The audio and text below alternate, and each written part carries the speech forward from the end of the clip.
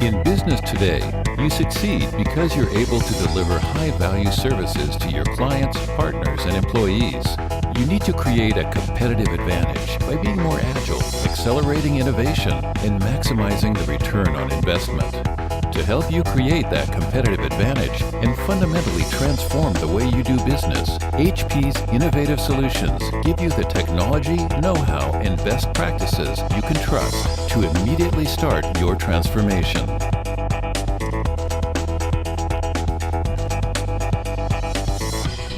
Absolutely, absolutely. So I'm part of a small team that is really focused at trying to make all the pieces of what we do really go and work together and get together to the customers.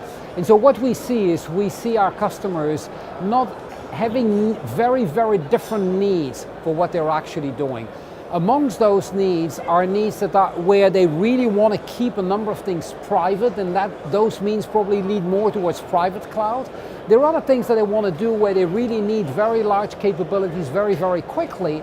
They can't afford investing into the whole of that, but they really want to be able to use what's out there and to tap into some of the stuff that are actually out there. And that's where they more use the public cloud. And then one piece that people have a tendency to forget is that any company that has been in business for a while has a bunch of legacy or traditional environments today.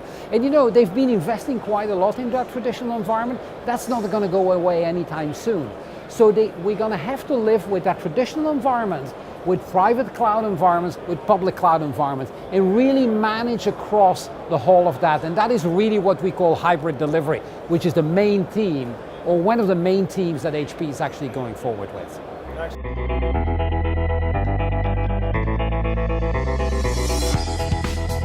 There's two different things.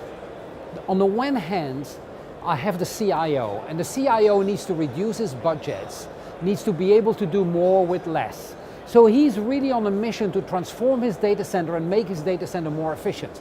And in that process, he's going to start using things like virtualization, standardization, automation, self-provisioning, which is really leading towards the private cloud.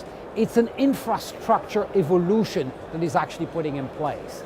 But at the same time, he's hammered by the business to be able to respond faster. And because he's unable to do that, the business is going around him and actually starting to do a number of things. They're going and taking Amazon and using Amazon for something. They're using Salesforce, some other things. They may use Gmail, they may use all of those things, which makes the CIO very, very nervous because he has no control about security anymore. He doesn't know whether he's compliant anymore or anything like that. So what he really needs to do is need to transform his thinking and start thinking in a very different way. He doesn't need to be the one who owns everything, who provides everything. He really needs to become what we call the strategic service broker, which is the one that provides a service from the appropriate source to the business as and when the business needs that. But for doing that, he needs to put two things in place. The first thing he needs to put in place is appropriate governance with the business, so that business and IT agree on the services that are actually needed, prioritize those services in needs of importance, and then decide when the service needs to be available, how long the service needs to be available. And with that information, the business can go, IT can go back to either its own environment if they feel this is important, or to its suppliers to find the appropriate source for delivering that service. And again, that's where the whole of that hybrid delivery actually starts playing. Excellent.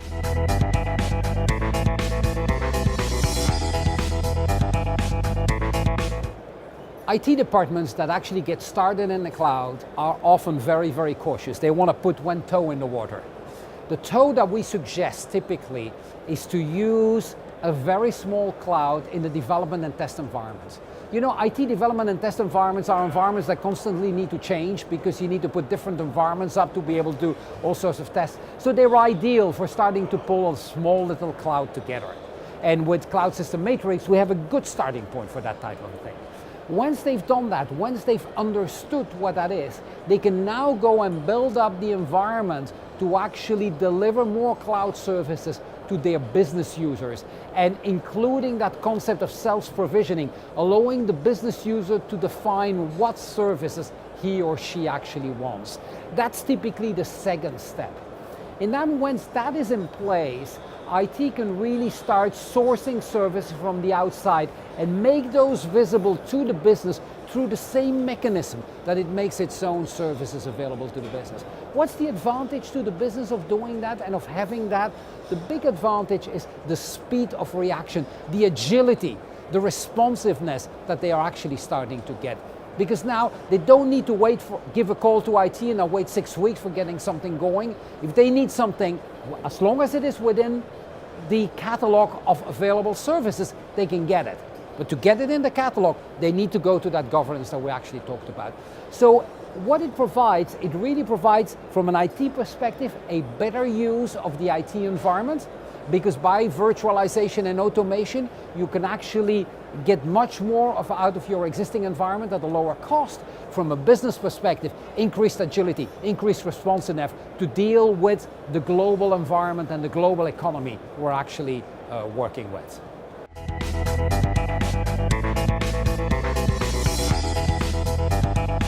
Let me start by the beginning. Let me start with the CIO.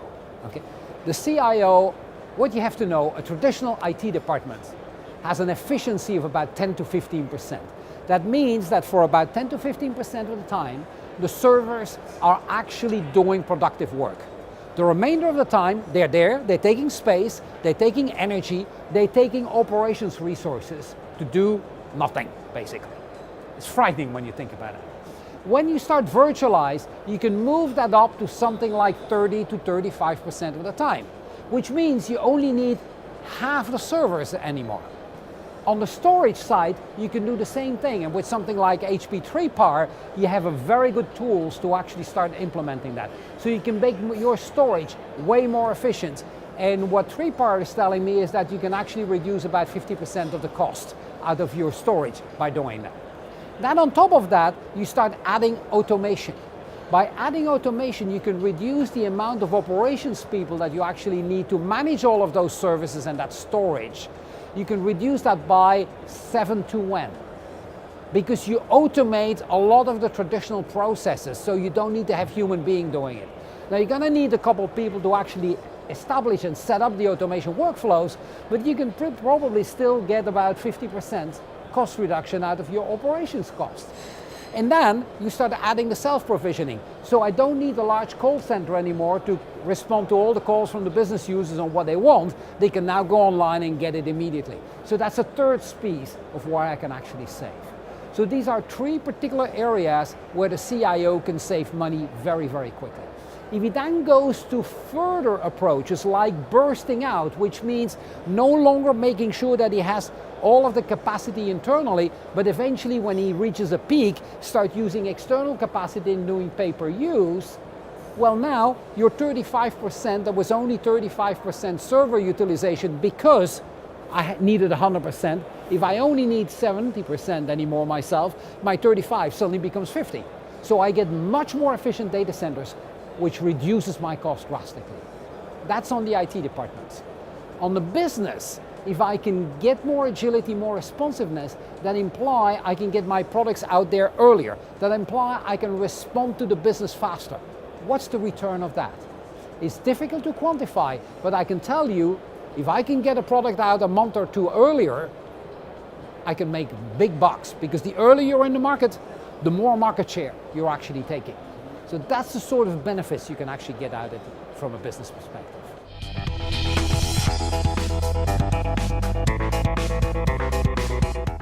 What I've talked about up till now is really more of using the cloud for doing what we already do today. I am a strong believer that beside that, the cloud is an excellent element for innovation, for start doing things that we don't do today. That implies things such as creation of new products, services continuums to really do new things. For example, today at HP Discover, we actually saw a very nice presentation from Autonomy, who can basically out of photos understand patterns. So one of the things that they actually showed was the guy took with his mobile phone a picture of, or he looked at a poster of Mona Lisa, and suddenly on his phone, Mona Lisa started to winkle and to smile. Why? Because the software that's actually running in the cloud could actually understand the pattern, realized it was Mona Lisa, and started doing something with Mona Lisa. Now start thinking about what you can do with that in advertising, in providing new things to people. If you are, for example, a travel agent, equipping your customers with that so that when they go to a town, they just look at the building and they get the explanation of the building, or they look at a sign and they get the direction of where to go, where they are, and all sorts of things like that. It cements the capabilities you have. So using the cloud to do new things is, I believe, one of the key elements of what is actually going to come. The second element is that increasingly the boundaries between business and IT are blurring. When I started, you had an IT department and business users that didn't have a clue about IT. The younger generation that is coming in, the millennium generation, knows everything about IT. They all use IT. They don't need to be IT professionals, they can use it. So what I'm seeing is I'm seeing business and IT actually blurring, and the business becomes IT and IT becomes the business. Because everything that we buy, everything that we use has IT embedded in it up to a certain extent. And now, adding to that communication and the clouds, the limit is the sky. Excellent. And HP really is unique in the breadth of what it can offer. So from a cloud perspective, I think you're very uniquely positioned. Yes, so we're uniquely positioned in two reasons. The one is we provide the private cloud environment, we call that cloud system, and I alluded to that a little bit earlier, but we also have cloud services, both public cloud services, which is called HP Cloud Services, as well as services for enterprises that want a more secure environment, that want an appropriate service level agreement, an appropriate contract, appropriate billing mechanisms and others, which we call enterprise cloud services. So we offer all three areas, and we're pretty unique in doing that. But the second thing that makes us unique is that all of the tools and the stack that we've actually built to provide our customers cloud services is heterogeneous in nature. You can put HP equipment, but if you still have some other equipment that you want to use, well, we obviously would love you to use only HP equipment, but you can use that in the environment. We can manage that.